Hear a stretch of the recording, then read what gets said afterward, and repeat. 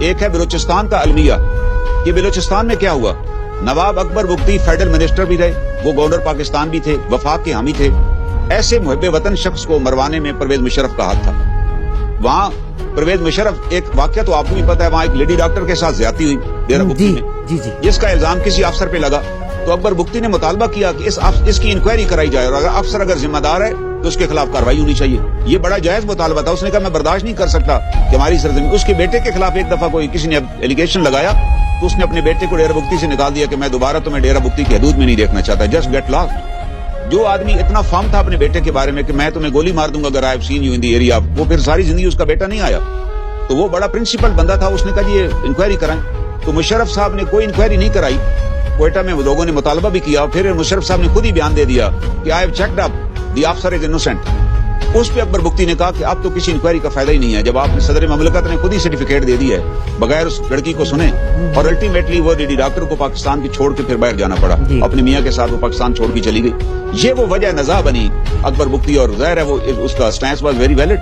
اگر انکوائری ہوتی, افسر اگر بے گناہ ہوتا تو بات ختم ہو جاتی, افسر کو جرم ثابت ہو جاتا تو افسر کے خلاف فوجی کارروائی کرنی تھی. وہ کون سا مطالبہ کر رہا تھا کہ اسے میرے حوالے کریں. تو آپ اس سے اندازہ لگائیں جہاں سے ایشو شروع ہوا. اور اس کے بعد پھر مشرف صاحب نے آرڈر دیا, ایک یونٹ وہاں پر تھی ایف سی کی, کہ جی آپ اکبر بگٹی کے گھر کے اوپر جو ٹاپ ہے نا پہاڑی, وہاں پر اپنی یونٹ قائم کریں. وہ نے وہاں چوکی قائم کر دی. اس کے سی او نے بھی کہا کہ سر یہ چوکی غلط ہے کہ نیچے اکبر بگٹی کا گھر ہے, لیکن مشرف صاحب نے نہیں مانا, انہوں نے کہا یہ وہیں رہے گی. نتیجتاً پھر وہاں فائرنگ ہوئی. تو یہ واقعہ بھی چودھری شجاعت حسین صاحب نے اپنی کتاب میں لکھا ہے, میں وہ بھی آپ کو پڑھ کے سناتا ہوں. وہ کہتے ہیں کہ جی میں جب یہ حالات خراب ہو گئے اور اکبر بگٹی پھر وہاں سے مجھے بھیجا گیا کہ میں اکبر بگٹی سے جا کر میں بات کروں, تو میں جا کر اکبر بگٹی صاحب سے ملا. اس وقت اکبر بگٹی اپنے گھر پر ہی تھے. انہوں نے مجھے دکھایا ان کے گھر کے سین کے اندر ایک بہت بڑا گڑھا تھا کہ یہ میرے گھر کے اندر راکٹ لانچر مارا گیا ہے, اور دیکھیں میرے گھر کی بے پردگی اوپر سے ہو رہی ہے, اور میں برداشت نہیں کر سکتا کہ میرے گھر کے اوپر چوکی بنائی جائے. نتیجہ یہ نکلا کہ انہوں نے وہاں سے وہ گھر چھوڑ کے چلے گئے اور پہاڑوں میں چلے گئے. اور پہاڑوں میں جانے کے بعد وہ وہاں جا کر بیٹھ گئے. اور اس کے وقت بھی پھر چودھری شجاعت حسین نے مداخلت کی. انہوں نے کہا یہ بڑا نقصان ہو جائے گا. وہ کہتے ہیں کہ مجھے بڑا احساس تھا چودھری اس کا اکبر بگٹی کا, کیونکہ جب میرے والد صاحب اس بلوچستان کی جیلوں میں بھیجا گیا تو وہاں ایک آپشن دی گئی کہ ان کو راستے میں مروا دیا جائے. اکبر بگٹی گورنر تھے, انہوں نے کہا نو ہی از آور گیسٹ, ان کے ساتھ کچھ بھی نہیں ہوگا. تو نتیجہ یہ نکلا کہ وہ میرے پہ یہ احسان تھا, تو میں وہاں گیا, میں نے بات کی, اور Akbar Bugti agreed with me. یہ انہوں نے اپنی کتاب میں لکھا ہے. وہ مان گئے کہ میں آنا چاہتا ہوں پاکستان واپس. اور پھر یہاں سے ایک جہاز بھجوایا گیا میرے کہنے پہ, اور وہ جہاز جو تھا وہاں پہنچا. اکبر بگٹی نے مطالبہ کیا کہ پہلے تو وہ چوکی وہاں سے غائب کی جائے, اور وہ جہاز گیا. اور پھر الٹیمیٹلی ان کو جب وہ تیار ہو گیا کہ میں اسلام آباد آ جاتا ہوں اور صدر کے ساتھ مذاکرات کرتا ہوں, اس سے بڑی بات کیا تھی, اگر وہ اسلام آباد آ جاتے تو مذاکرات ہوتے, میٹر ختم ہو جاتا. لیکن ہوا کیا کہ وہ جہاز پھر وہاں سے واپس منگوا لیا گیا, اور اکبر بگٹی کو وہاں سے لانے سے انکار کر دیا گیا.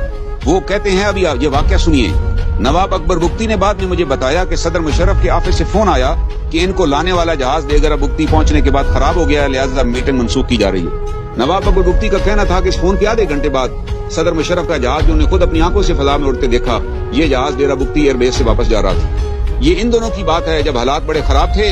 ہم ایک میٹنگ میں موجود تھے, وہاں جنرل ندیم اعجاز جارحانہ طبیعت کے افسر ہیں جو ڈی جی ایم آئی تھے, وہ جب بھی بات کرتے تو بڑی سخت بات کرتے. نتیجتاً یہ نکلا کہ اکبر بگٹی کو وہاں مار دیا گیا. اور اس کے بعد میں نے ان سے کہا کہ میری درخواست یہ ہے کہ اکبر بگٹی کو نہ مارے بلکہ ان کو گرفتار کر لیں. لیکن اور یہ میری بات کے باوجود وہاں اگلے دن آپریشن ہوا, اکبر بگٹی کو مار دیا گیا. اور اکبر بگٹی کے مرنے کے بعد اب دیکھیں وہاں کیا ہوا. میں دوبارہ گیا, میں نے کہا یہ بڑے افسوس کی بات ہے. یہ صفحہ نمبر 2221 کے اوپر وہ لکھتے ہیں کہ جنرل ندیم اعجاز نے تمام شرکاء کے سامنے صدر مشرف کو بتایا کہ کوئٹہ میں لوگ نواب اکبر بگٹی کے قتل پر بہت خوش ہیں اور مٹھائیاں بانٹ رہے ہیں. ہمیں یقین ہے کہ نواب اکبر بگٹی کے جنازے پر بھی لوگ نہیں آئیں گے. یہ انہوں نے کہا اور صدر صاحب مان گئے. اب میں نے یہ بات سن کر ان کو کہا کہ میں ایک بات پنجابی میں کرنا چاہتا ہوں. تو جنرل صاحب نے کہا بتائیے. میں نے کہا جی محمد بخش صاحب نے کہا تھا کہ دشمن مرے تو خوشی نہ کریے, سجنا بھی مر جانا. تو مشرف صاحب نے کہا کہ مجھے بات آپ کی سمجھ آ گئی ہے, لیکن آپ دیکھیے. اور پھر جنازے کی بات آئی تو میں نے کہا جی جنازہ اس کا ہونا چاہیے, اس کو جنازہ کرنے دیں. تو مشرف صاحب نے کہا جی آپ کو پھر بھیج دیتے ہیں, آپ جنازہ اٹینڈ کرائیں. تو لوگوں نے کہا جی آپ ان کو کیوں مروانا چاہتے ہیں. پھر نواب اکبر بگٹی کی لاش بھی اس کی فیملی کو نہ دی گئی, لاش بھی نہ دی گئی, اور ایک بکس میں ان کی لاش باندھ کر کے تالا لگا کے دے دی گئی. نتیجتاً اور اس طرح انڈر سرویلنس ان کو تدفین کر دی گئی. وہ آدمی جو گورنر رہ چکا تھا. اور اس کے بعد پھر کیا ہوا, اس کے بعد جناب 12,000 لوگ کوئٹہ بلوچستان میں مارے گئے, اور آج بھی بلوچستان میں لوگ مارے جا رہے ہیں. آج بھی میں آج کی بات کر رہا ہوں، روزانہ آپ اخبار اٹھا کر دیکھیں، خبر آتی ہے کہ جی آج آئی ڈی بلاسٹ ہو گئی، آج گاڑی تباہ کر دی گئی، آج فلاں ہو گیا، آج یہ ہو گیا. وجہ نواب اکبر بگٹی کا قتل.